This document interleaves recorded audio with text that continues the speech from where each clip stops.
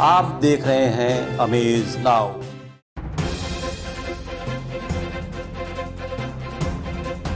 तब और हादसे होंगे, तब और एक्सीडेंट होंगे, तो इसको मैं अपने जीते जी तो यहाँ पे नहीं करने दूंगी, काम एनओसी नहीं दूंगी। नगर पालिका अध्यक्ष महाराजगंज के पद पर काबिज होने की बहुत सारी बधाई। पहले तो आप स्वीकार करें। धन्यवाद। इस जीत की आधारशिला कब पड़ी और कैसे?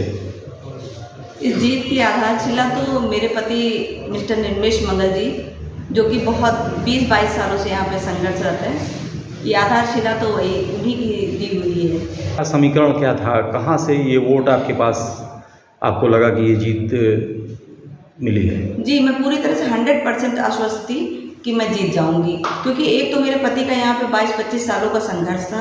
इसके साथ साथ ही लोगों का यही कहना था कि मतलब अगर कोई चेयरमैन की कुर्सी पे बैठने लायक महिला है तो आप हैं, क्योंकि आप इतनी पढ़ी लिखी हैं और हम लोग यही चाहते हैं कि कोई पढ़ी लिखी महिला इस पद पे बैठे। मतलब क्या जो और विपक्षी थे, प्रत्याशी थे, उनके पास एजुकेशन क्वालिफिकेशन नहीं थी क्या?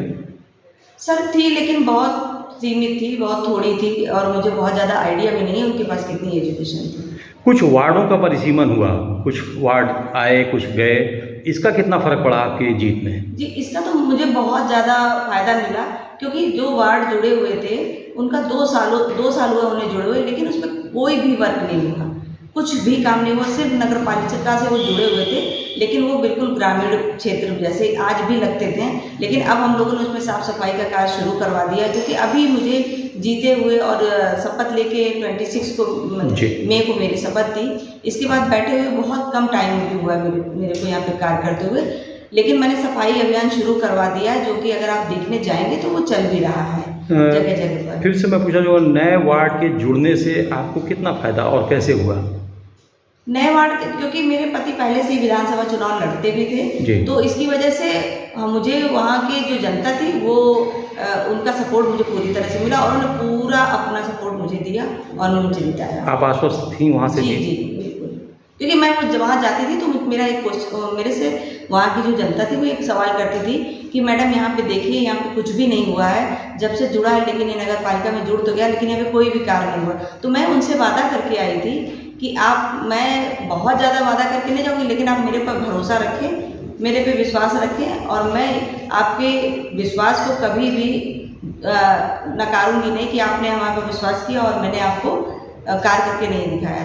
तो मैं कार्य भी कर रही हूँ, और आगे भी मैं 5 सालों में एकदम बदल दूँगी उस जगह को। दरमियान किन समस्याओं को लेकर आप मतदाताओं के बीच में गई और वास्तव में क्या समस्याएं हैं यहाँ पर?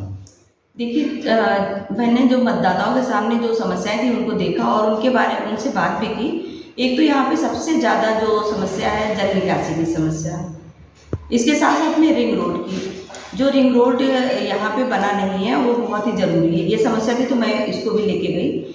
और इसके साथ साथ में साफ़ सफाई, जो कि गंदी नालियाँ, सड़कें, कचरा यहाँ, तो ये सारी समस्याएं थी।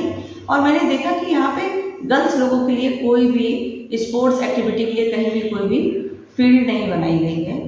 तो मैं इन 3-4 समस्याओं को लेके गई, और मुझे जो हमारी बच्चियां हैं, जो गर्ल्स हैं, उनका बहुत सपोर्ट मिला।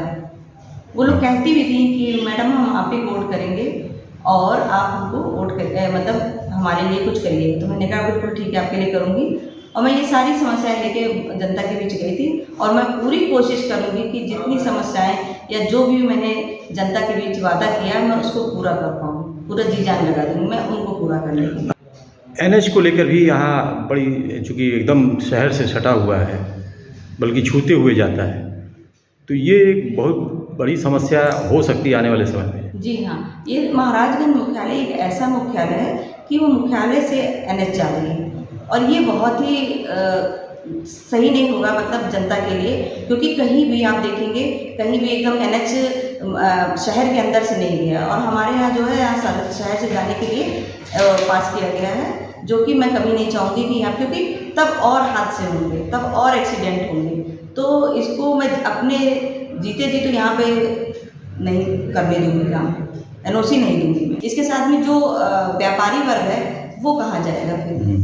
सभी पैसे वाले नहीं हैं, बहुत से गरीब हैं, जिनकी जो व्यापारी लोग हैं, जिनकी दुकानों में 8-10 लोग काम करते हैं, जो हमारे यहाँ ग्रामीण क्षेत्रों के हैं, वो सब बेचारे कहाँ जाएंगे? तो हमें इन सबको भी तो देखना है। तो हम तो पूरी कोशिश करेंगे कि यहाँ से NH ना बने, लेकिन हम मना नहीं कर रहे कि वो बने ना, लेकिन जो ये हमारा जो थोड़ा सा एरिया उसको छोड़ के आगे से जनता ने आप पर पूरा भरोसा जताया है और आपको एक जिम्मेदारी भी दी है, कह सकते हैं, या एक जिम्मेदार पद पर आप हैं, आसीन हैं। कौन से ऐसे काम हैं जो अगले 4-5 सालों में उसे महत्वपूर्ण तरीके से उस पर गंभीरता से काम करने की आवश्यकता है? कहीं कि समाज के लिए बेसिक नीड्स है तो इनको पूरा करने की कोशिश करूँगी।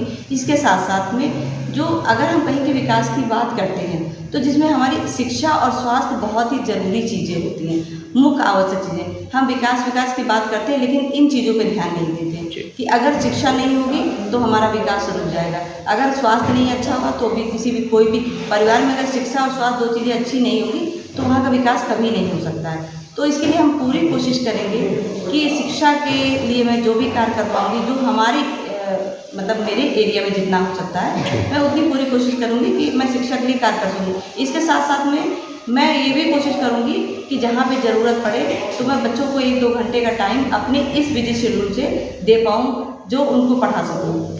मैंने ये बात रखी हुई है कि मैं थोड़े टाइम के बाद में किसी कॉलेज वगैरह में 1-2 घंटे अपना समय दूँगी। इसके साथ में मेरा ये कि यहाँ पे लड़कियों के खेलने के लिए कहीं कोई व्यवस्था नहीं है।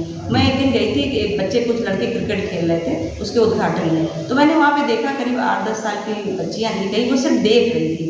तो मुझे देख के बहुत ही अजीब लगा। मैंने कहा इन बच्चों के खेलने के लिए कुछ भी नहीं है। तो मैंने उन बच्चों से बात की, बेटा आपको खेलना? तो कहने लगी कि हाँ आंटी हमको भी खेलना है। तो मैंने कहा अच्छा ठीक है। तो कह रही आंटी आप मेरे लिए बनवाओगे क्या? तो मैंने कहा बेटा मैं जीत जाऊँगी तो मैं इस पर कार्य करूँगी। तो मेरा ये भी एक मतलब हम कहें एजेंडा है कि मैं उन बच्चियों के लिए कहीं ना कहीं एक प्लेग्राउंड 2-4 जगह पे मैं बनवा पाऊँ जहाँ पे वो बच्चियाँ खेल सकें, उनकी भी हेल्थ अच्छी रह सके, उनका भी जो शारीरिक और मानसिक विकास हो सके।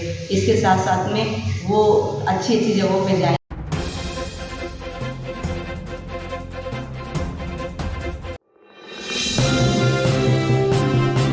आप देख रहे हैं अमेज नाउ।